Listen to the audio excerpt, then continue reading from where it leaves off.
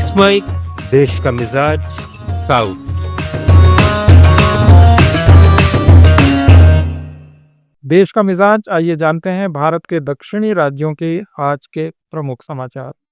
तमिलनाडु के मुख्यमंत्री और डीएफ के अध्यक्ष एम.के. स्टालिन ने बीजेपी पर गंभीर आरोप लगाए हैं। उन्होंने कहा कि बीजेपी ने भारत के निर्वाचन आयोग को अपनी चुनाव धांधली की मशीन बना दिया है। स्टालिन ने बेंगलुरु के महादेवपुरा में हुई घटना को प्रशासनिक गलती नहीं बल्कि जनता के वोट चुराने की सोची समझी साजिश करार दिया।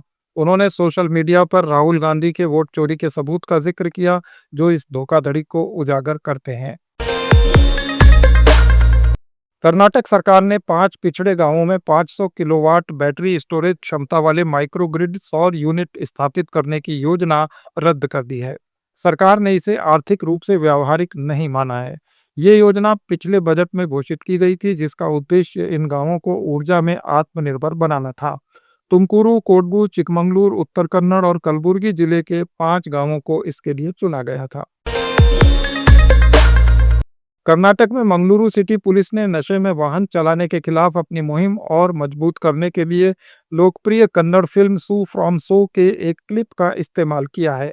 पुलिस ने अपने फेसबुक पेज पर इस क्लिप को शेयर करते हुए लोगों से शराब पीकर गाड़ी न चलाने की अपील की। इस क्लिप में नशे में धुत रवियन्ना शादी से निकलकर स्कूटर चलाने की कोशिश करता है, लेकिन गिर जाता है। पुलिस ने वीडियो के अंत में संदेश दिया है कि शराब पीकर गाड़ी चलाने से वाहन सड़क से भटक जाता है।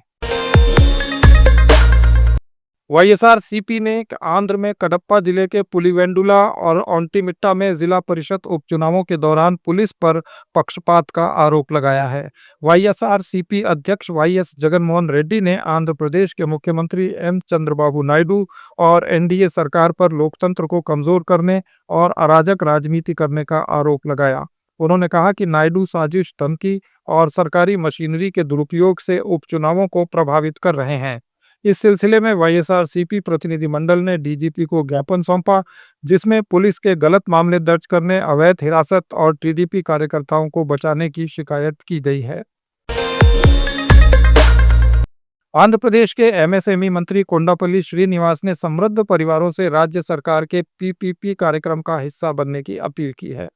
विजयनगरम में एक कार्यक्रम में उन्होंने कहा कि इस अनूठी पहल के तहत लगभग 20 लाख गरीब परिवारों को शामिल किया जाएगा, जिन्हें गोल्डन फैमिली कहा जाएगा। ये कार्यक्रम आंध्र प्रदेश में गरीबी को स्थायी रूप से खत्म करने के लिए चलाया गया है। तेलंगाना में विपक्षी बीआरएस ने कालेश्वरम सिंचाई परियोजना में कथित गड़बड़ियों को लेकर कांग्रेस सरकार के खिलाफ कानूनी और राजनीतिक जवाबी कार्रवाई की तैयारी की है।